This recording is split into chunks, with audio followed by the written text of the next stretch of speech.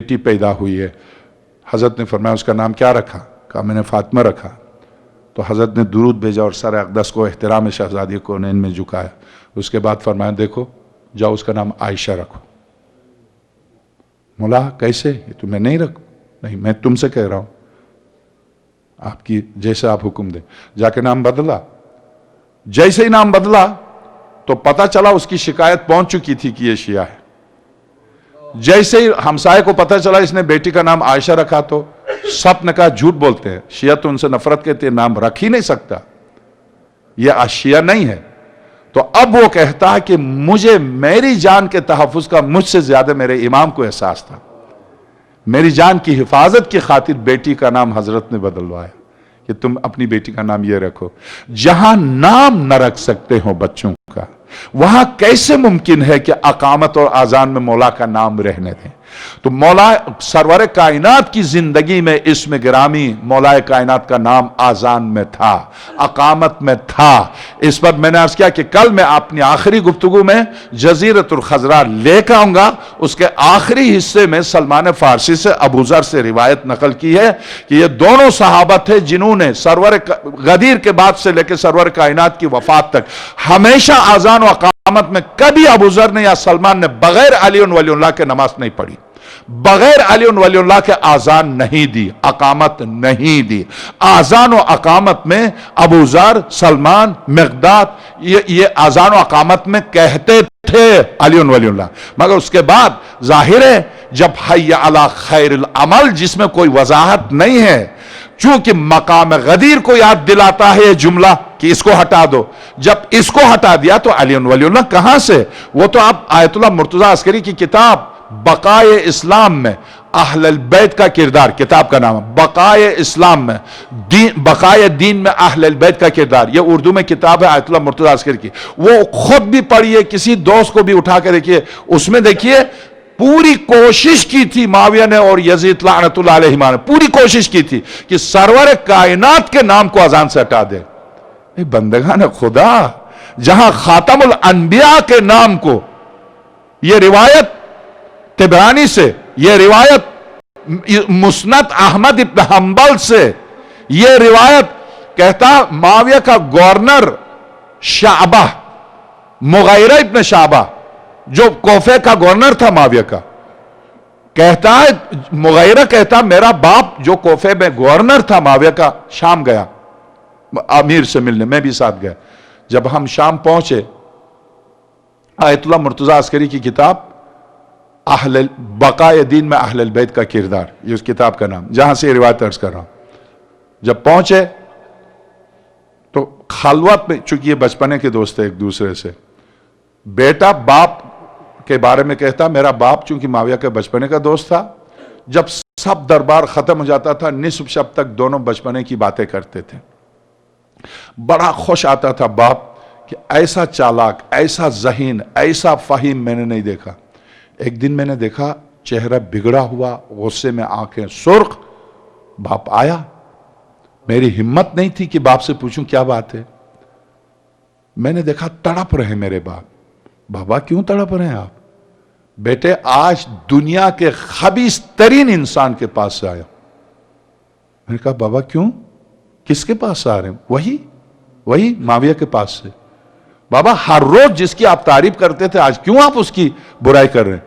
بیٹے مجھے نہیں پتا تھا کہ یہ اندر ہی اس قدر بغض لیے بیٹھا. میں تو یہ سمجھتا تھا اقتدار کی وجہ سے اس کو صرف علی سے دشمنی ہے. نہیں، اس کو علی سے دشمنی نہیں ہے. بیٹے نے کہا بابا پھر کس سے دشمنی ہے؟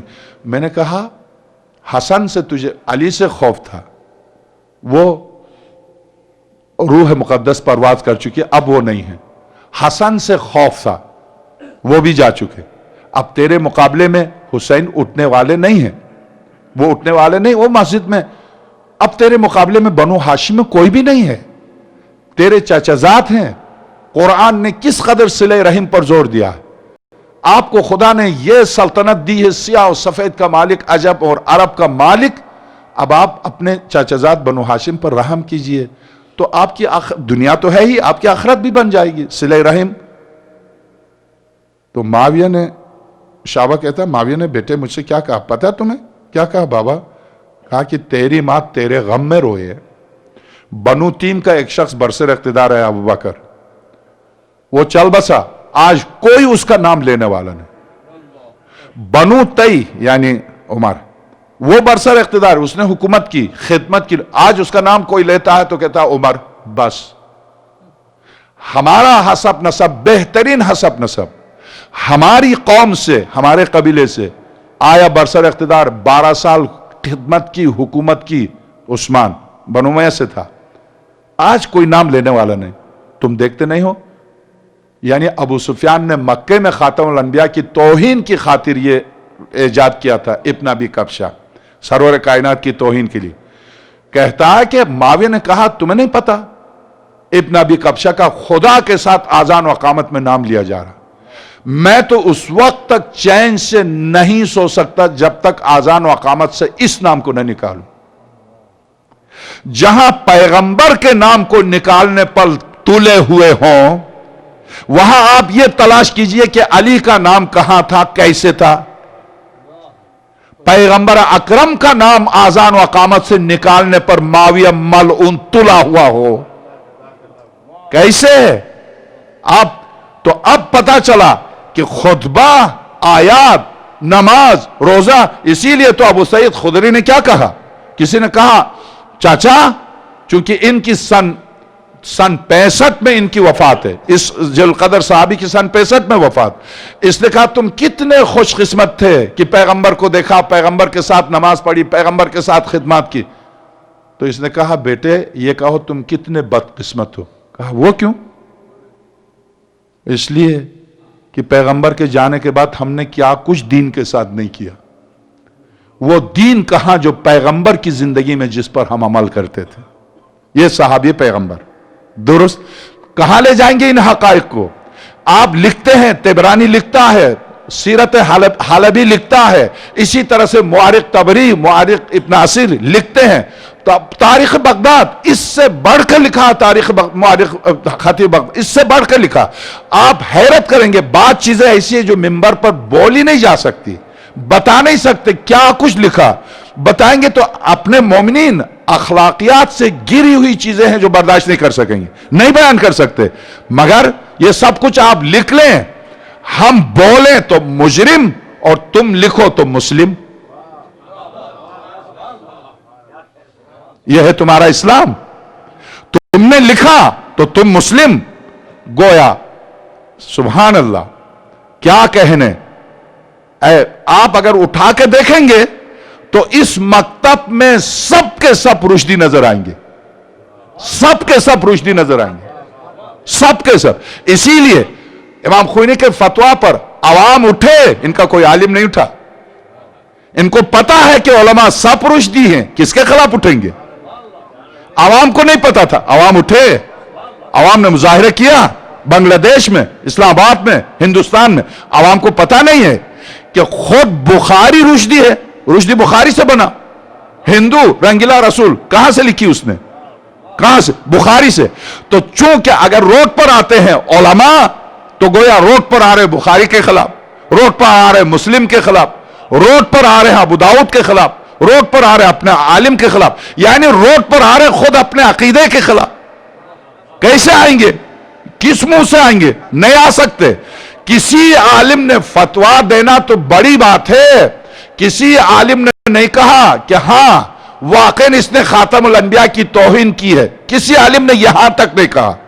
عوام روڈ پر 70,000 کا جلوس نکلا لندن میں, سب اکثریت اہل سنت کی تھی. انہیں نہیں پتا, ان بیچاروں کو نہیں پتا. اگر ان کو واقعی, اسی لیے امام صادق سلام اللہ علیہ فرماتے اے ہمارے شیعو, اگر ہمارا پیغام تم اپنی سیرت سے خاموشی سے سیرت سے پہنچا دو تو دیکھو ہماری محبت فطرت کا نام ہے. ان کی فطرت ہے جس کے اوپر گرد ڈالی گئی ہے. تم ذرا اس گرد کو صاف کرنے کی کوشش کرو. ہم سے محبت کرنا ہر انسان کی فطرت میں. उस फितरत के ऊपर गर्द ने कब्जा, जैसे मां की मोहब्बत बच्चे से फितरत में है, मगर बाज औकात माहौल और माशरा फितरत पर गालिब आ जाता है, तो मां भी अपनी बच्ची को ले जाकर जिंदा दफना देती है। सूरह तकवीर, व इज़ल मौदतु सुइलत बिअय्यि ज़ंबिन क़ुतिलत।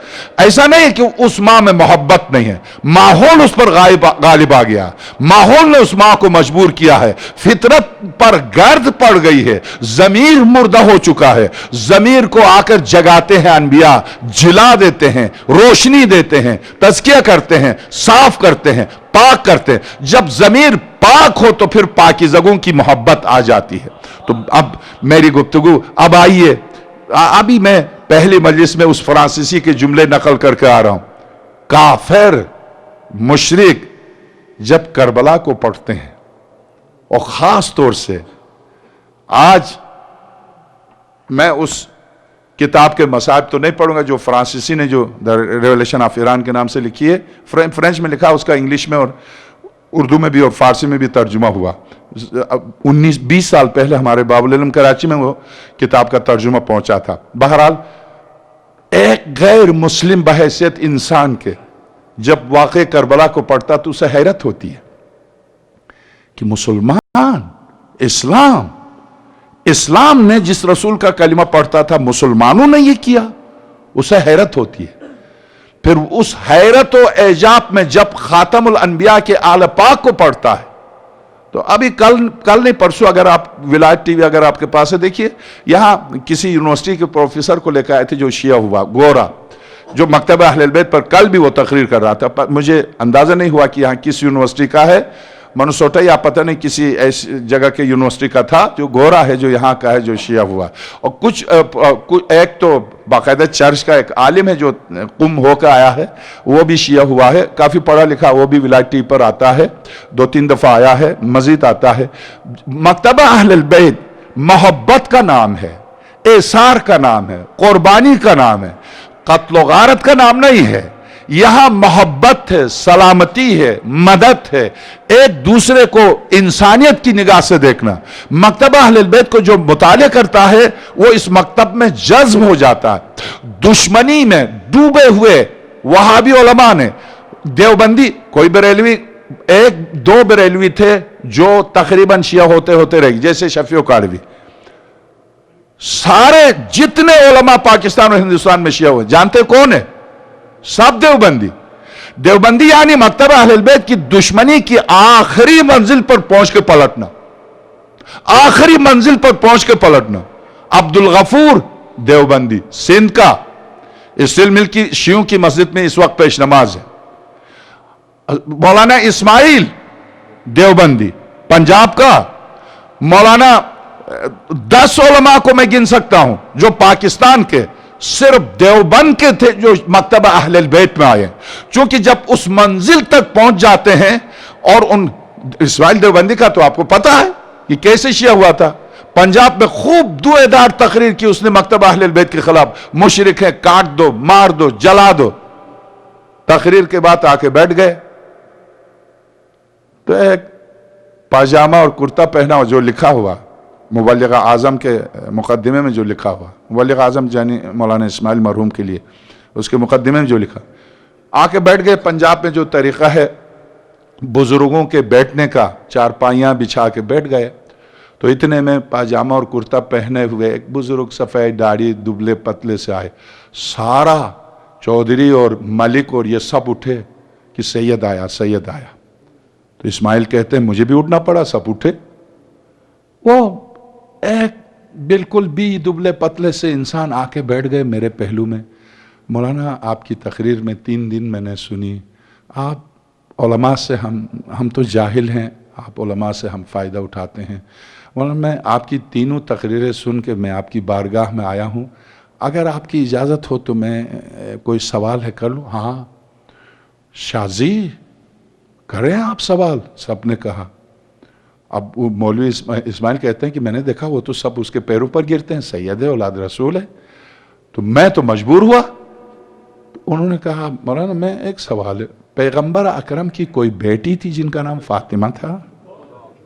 कहा सुना यह है कि पैगंबर खुदा की ये बेटी नूर नज़र हजरत अबू बकर से कुछ मांगने गई थी, क्या ये दुरुस्त है? तो मैंने कहा दुरुस्त है। अब सारा पंजाब का वो बुजुर्ग जो बैठे हैं सुन रहे हैं, क्या हजरत अबू बकर ने रसूल की बेटी को दिया? बस। तो मैंने कहा दिया तो नहीं।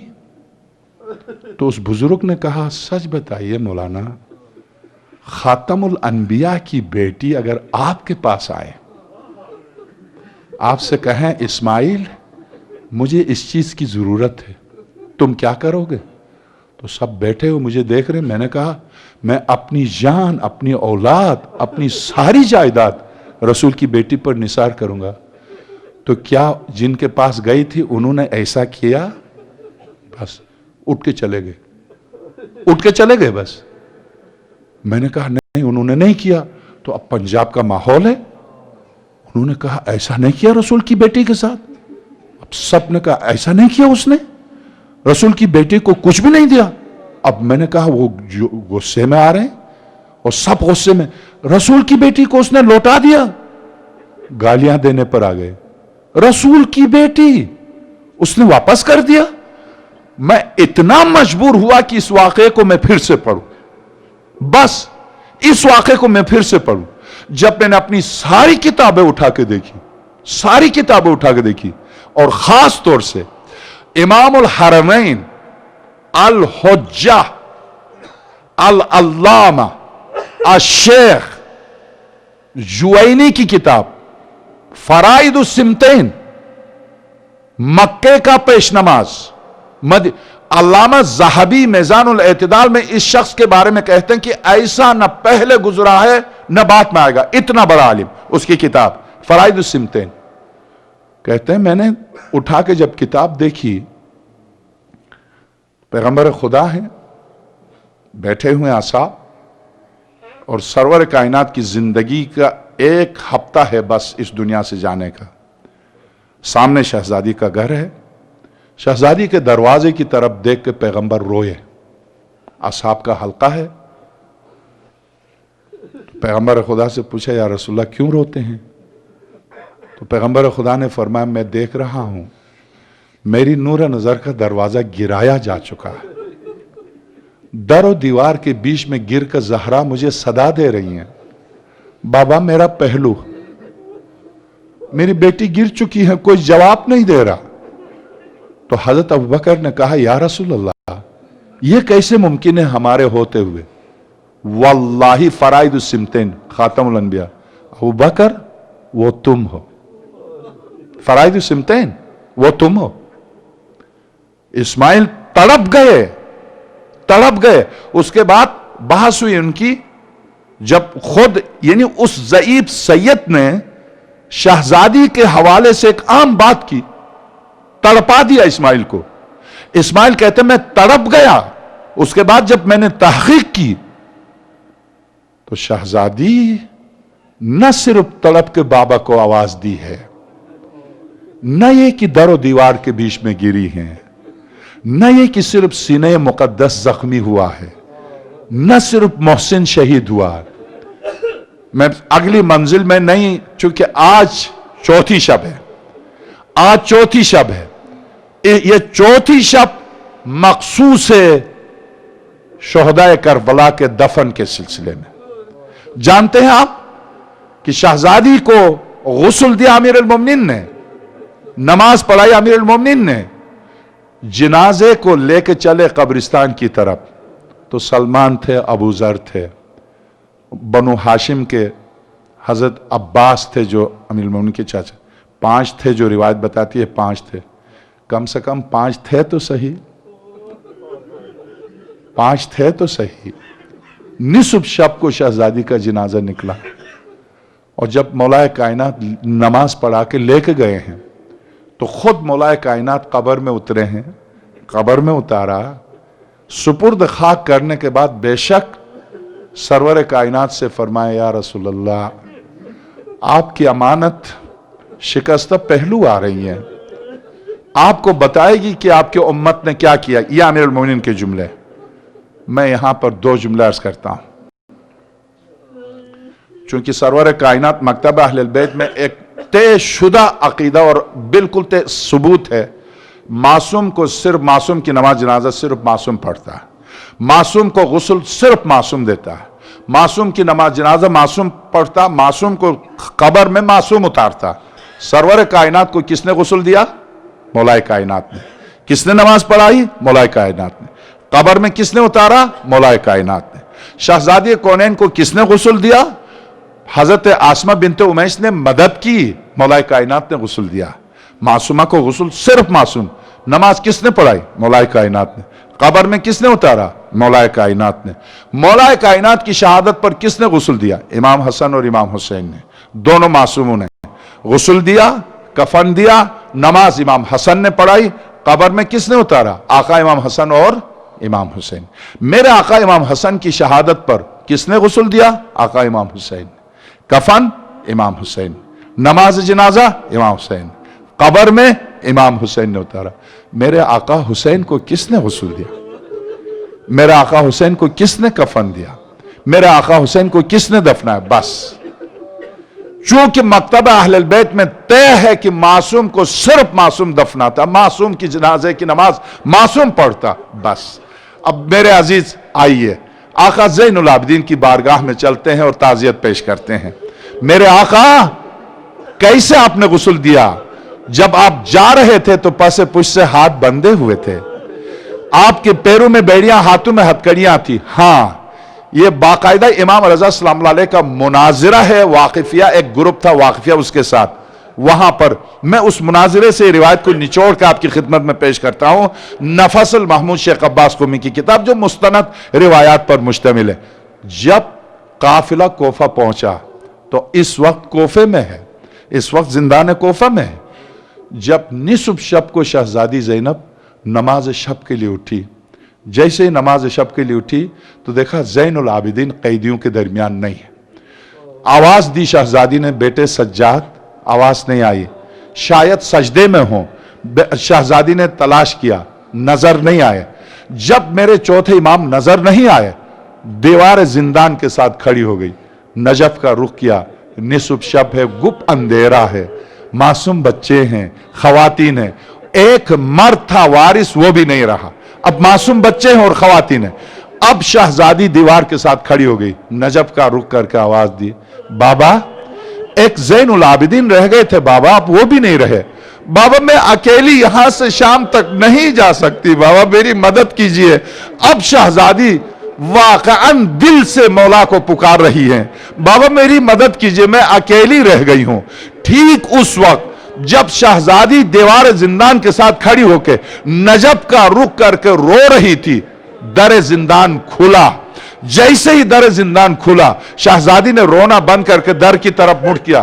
در کی طرف جب رخ کیا تو دیکھا در کھلا، باہر سے میرے آپ کے چوتھے امام داخل ہوئے۔ جب باہر سے داخل ہوئے تو شہزادی گئی، بائیں ڈال کے کہا، علی زین العابدین میرے لال کہاں گئے تھے؟ پھوپھی اماں بابا کو دفنانے کے لیے گیا تھا۔ میرے بیٹے تو نے بابا کو کیسے تنہا دفنایا؟ بس آج بھی یہ رسم آج بھی ہوتی ہے، یہ رسم آج کی شب، یہ رسم اگر آپ کے پاس کربلا کی ٹی وی ہو آج بھی ہوتی ہے، شاید 2 گھنٹے یا 3 گھنٹے کے بعد دکھا دیں، آج بھی ہوتی ہے۔ کیا بنو اسد کی 4 ضعیف العمر خواتین آتی ہیں، سر پر خاک ڈالتی ہوئی یا حسین کہتی ہوئی، یہ رسم آج بھی ہے۔ اب میں 2 جملے عرض کروں کہ آقا زین العابدین سے جس وقت شہزادی نے پوچھا، بیٹے سجاد میرے حسین کو تو نے کیسے تنہا دفنایا؟ پھوپھی اماں جب میں پہنچا تو اندھیری رات تھی، میں جب پہنچا تو بابا کی لاش کے اوپر 4 خواتین تھی جو رو رہی تھی، مجھے آتے دیکھا تو وہ رونا چھوڑ کے جانے لگی۔ میں نے آواز دی، میری ماؤں بہنوں رک جاؤ، میں انہی کا وارث آیا ہوں، رک جاؤ۔ میں نے جب آواز دی تو وہ رک گئی۔ جب میں قریب پہنچا تو پھوپھی اماں میں نے عجب منظر دیکھا، بہت ہی کمر جھک گئی ہے، ضعیف العمر خواتین واہ حسین کہہ کے روتی ہیں اور سر پر خاک ڈال کے روتی ہیں۔ میں جب قریب پہنچا تو مجھ سے پوچھا، من انت، تم کون ہو؟ میں نے کہا میرا نام علی ہے، میں علی ابن الحسین ہوں، یہ میرے بابا حسین ہیں۔ تو اس ज़ईफ उम्मुल खातून ने अपने मुंह पर तमाचे मार के कहा, बेशक ये हुसैन है, इसीलिए तो हम रोती हैं। मैंने कहा, अम्मा, इंसान चेहरे से पहचाना जाता है, मेरे बाबा का चेहरा तो था नहीं, तुमने कैसे पहचाना? बस अब मेरी माओ बहनों के लिए, आप सब के लिए क्या कहा उस ज़ईफ उम्मुल खातून ने? मेरे चौथे इमाम फरमाते, फूफी अम्मा, जिस वक्त मैंने पूछा चेहरे से इंसान पहचाना जाता, मेरे बाबा का चेहरा तो था नहीं, कैसे पहचाना? तो उस खातून ने कहा, 12वीं शब को अली हम यहां से गुजर रहे थे, हमने देखा रात है, अंधेरा है, मगर गुप अंधेरे में इस जनाजे के पास कोई खातून है जो रो रही है। कोई खातून है जो रो रही है, हम उसको तलाश करने आए तो खातून नजर नहीं आती मगर रोने की सदा आती है। तो मैंने कहा, शहजादी ने पूछा, बेटे सज्जाद वो कौन हो सकती है? तो मेरे चौथे इमाम फरमाते, फूफी अम्मा, वो मेरी दादी जहरा के अलावा कौन हो सकती है? तो अब बस जज़ाकुम रब्बुकुम, 2 जुमले वाक़िअन मेरे चौथे इमाम कैसे आका हुसैन को दफनाया। आज की शब 4 दिन यानी चौथी शब को तदफीन हुई है आका हुसैन की। जब शहजादी ने पूछा, बेटे सज्जाद फिर दफनाया कैसे? जब आका ज़ैनुल आबिदीन यहां तक पहुंचे थे, शहजादी बाबा कह के जमीन पर गिर गई, जमीन पर गिर गई। आका ज़ैनुल आबिदीन ने उठाया। फूफी अम्मा, जब मैंने देखा कि अब मैं अकेला हूं, मेरे साथ चंद खवातीन है, मैं गया, मैंने देखा कब्र की मिट्टी जब हटा ली तो अइम्मा की कब्र तो पहले से तैयार है, बनी हुई थी, मगर मैं जिनाजे को अकेला कैसे उठाता? अब मैं अकेला था, मैंने मदद ली इनसे, चटाई लेकर आई थी इनके पास, चटाई पर जिनाजे को रखा और जब मैं कब्र के किनारे गया हूं तो अब यहां पर देर तक मेरे चौथे इमाम हाय मेरे बाबा की गुर्बत कहकर रोते रहे। शहजादी ने पूछा, बेटे सज्जाद फिर दफनाया कैसे? फूफी अम्मा, उस वक्त मेरी गुर्बत देखने वाली थी, मैं कब्र में उतरता हूं तो ऊपर से जिनाजा देने वाला कोई नहीं, मैं जब देता हूं तो कब्र में कोई लेने वाला नहीं। तो अब शहजादी ने पूछा, बेटे सज्जाद फिर दफनाया कैसे? फूफी अम्मा, मैंने नजफ का रुख किया, मैंने रजब का रुख करके दादा अली को आवाज दी, दादा मेरी मदद कीजिए मेरे बाबा को दफनाने में। तो एक मर्तबा जब मैंने 3 दफा दादा को पुकारा तो कब्र से आवाज आई, बुनैया इलैया इलैया, मेरे हुसैन आजा मेरी गोद में। मैंने जब पलट के कब्र की तरफ देखा तो कब्र से 2 हाथ निकले हुए थे। शहजादी ने पूछा, बेटे सज्जाद क्या ये दोनों हाथ मेरे बाबा अली के थे? नहीं फूफी अम्मा, खुदा की कसम दोनों हाथ मेरी दादी जहरा के थे और जहरा के हाथ निकले, मैंने बाबा के जिनाजे को ले जाकर दादी के हाथ में दिया। मातम